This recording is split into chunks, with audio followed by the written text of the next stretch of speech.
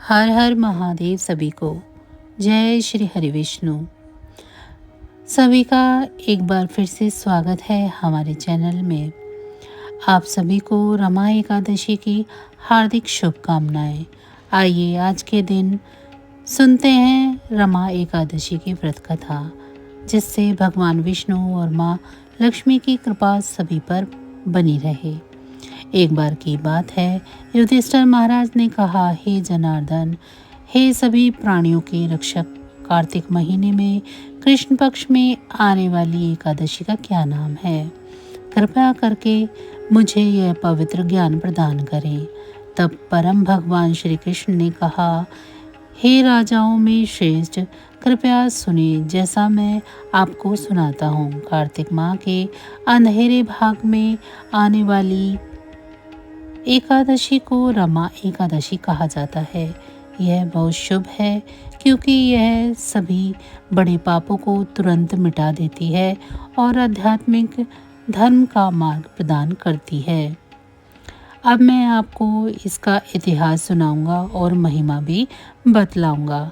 एक समय की बात है, मुचुकुंद नाम का एक प्रसिद्ध राजा था। वो स्वर्ग के राजा भगवान इंद्र के साथ यमराज वरुण और राक्षस रावण के धर्मपरायण भाई विभीषण का भी मित्र था।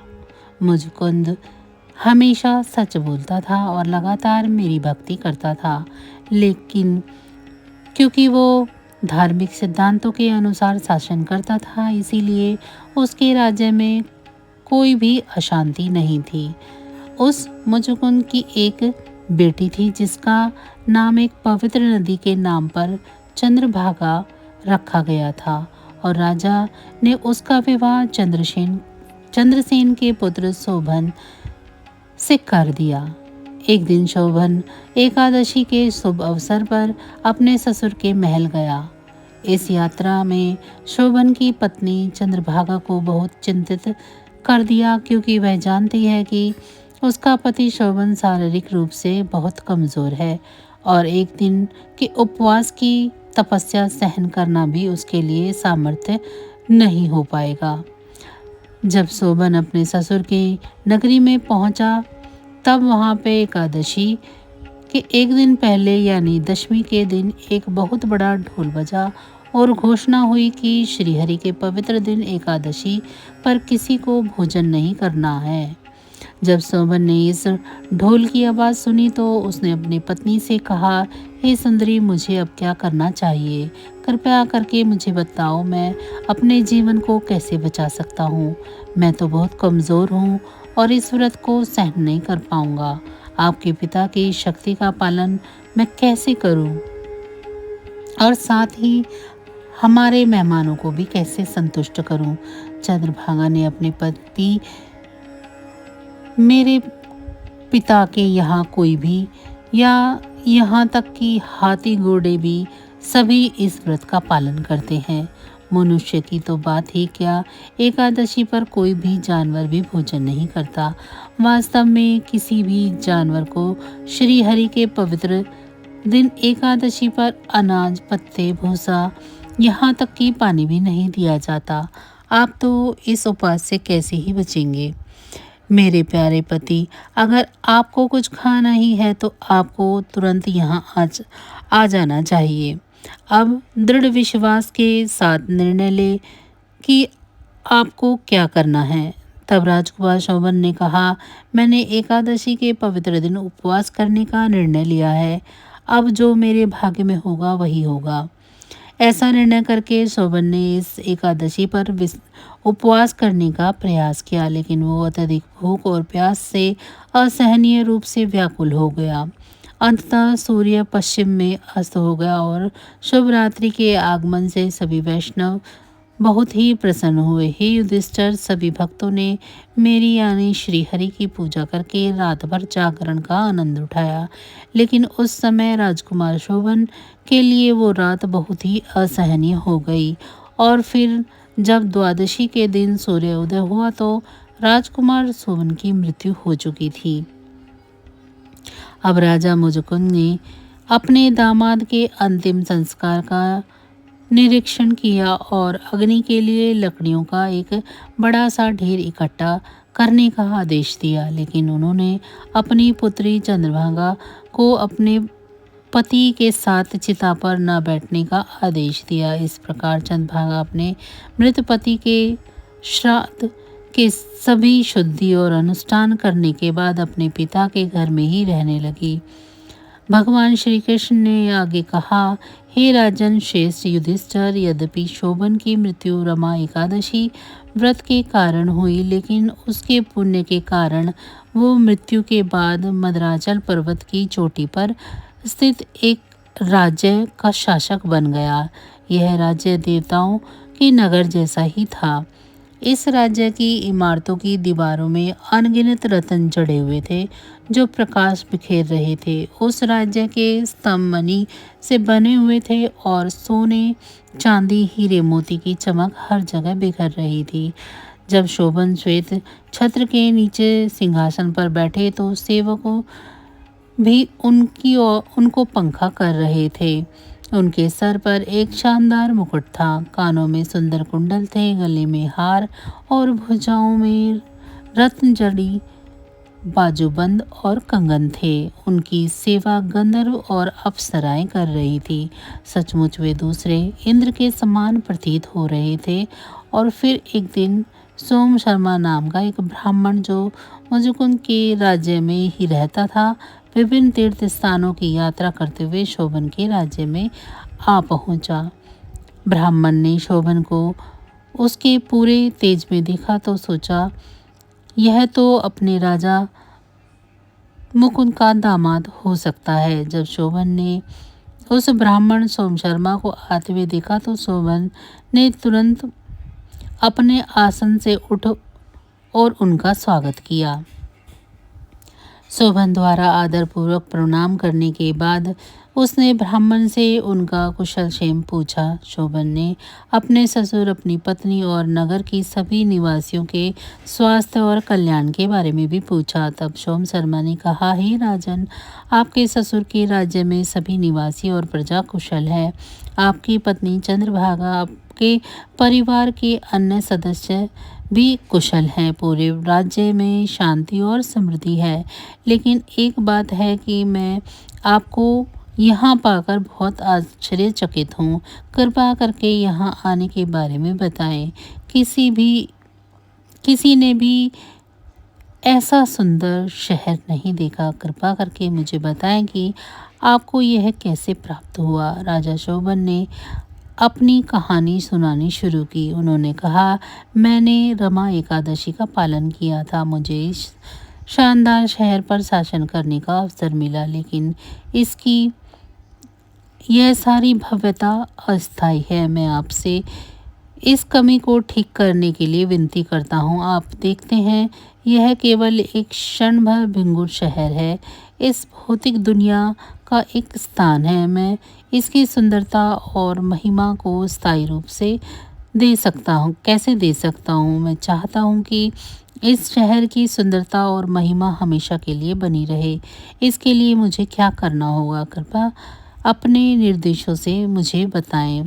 ब्राह्मण ने पूछा, यह राज्य स्थिर क्यों नहीं है और यह स्थिर कैसे हो सकता है? कृपया मुझे पूरी तरह से समझाइए और मैं इसमें आपकी मदद करने की कोशिश करूंगा। तब शोभन ने कहा, क्योंकि मैंने बिना किसी श्रद्धा के रमा एकादशी का व्रत किया था, इसीलिए यह राज्य स्थिर नहीं है। तो सुनो, ये कैसे स्थायी हो सकता है? आप राजा मुचुकुंद की सुंदर पुत्री चंद्रभागा के पास वापस लौट जाओ और उसे बताओ कि तुमने इस स्थान और मेरे बारे में क्या देखा और क्या समझा है। निश्चय ही यदि तुम एक शुद्ध हृदय के ब्राह्मण हो तो यह उसे बताओ। इससे मेरा नगर शीघ्र ही स्थायी हो जाएगा। इस प्रकार ब्राह्मण अपने नगर लौट गया और उसने वहाँ जो देखा था वो चंद्रभागा को बताया। चंद्रभागा ने अपने पति के बारे में जब यह समाचार सुना तो वह आश्चर्यचकित हुई और बहुत प्रसन्न भी हुई। उसने कहा कि हे ब्राह्मण, क्या तुमने यह सपने में देखा या सच में? सोम शर्मा ब्राह्मण ने कहा, राजकुमारी, मैंने तुम्हारे दिवंगत पति को उस अद्भुत राज्य में साक्षात देखा। वो स्वर्ग के क्रीड़ा स्थलों के निवासियों के राजा के समान है, परंतु आपके पूर्व पति ने मुझसे कहा है कि आपको बताऊं कि उनका राज्य स्थिर नहीं है और कभी भी नष्ट हो सकता है। इसीलिए उन्हें आशा है कि आप इसे स्थायी बनाने का कोई उपाय निकालेंगी। तब चंद्रभागा बोली, तुरंत उस स्थान पर ले चलो जहाँ मेरे पति निवास करते हैं, क्योंकि मैं उन्हें देखने की तीव्र इच्छा रखती हूँ। निश्चय ही मैं अपने जीवन भर प्रत्येक एकादशी का व्रत करके जो भी पुण्य अर्जित कर चुकी हूँ उसे उनके राज्य को स्थायी बनाने के लिए दे दूंगी। कृपया मुझे अपने पति से शीघ्र ही मिला दो।